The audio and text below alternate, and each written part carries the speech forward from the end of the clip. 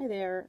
I think you picked a good topic because having a good, solid resume is, that's just kind of the first step people look at when they're recruiting. And I think your resume is kind of is a reflection of everything you've done. But I also think it can be, if you're not careful with it, it can also kind of deter people away from you, depending on how well written your resume is.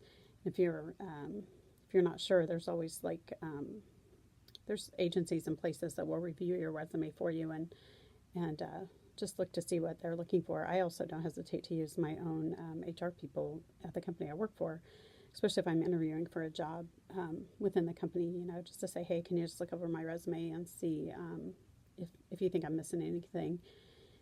Uh, I think one of the things that you said is that your resume is a living document. I always have an updated resume on hand because you never know when you're going to need it. I lost my job not too long ago, and I actually needed a resume to reapply for another job within the company, so I was glad it was current.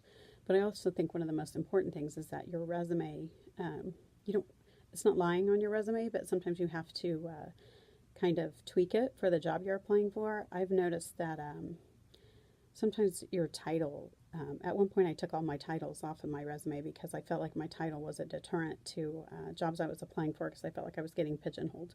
I was an executive assistant, but that was my title, but I was really doing a lot more project management, and um, I felt like once people looked at my title, they just said, oh, administrative assistant, and they kind of moved on, and I wasn't getting a lot of traction from it. So I took the titles off and just kind of put more of a generic kind of description of what I did, and then I laid out all my responsibilities because I think sometimes people just kind of look at your title and then they kind of move on. But and it was one thing when I applied for the job I'm in now. I was like, I really just want a different title.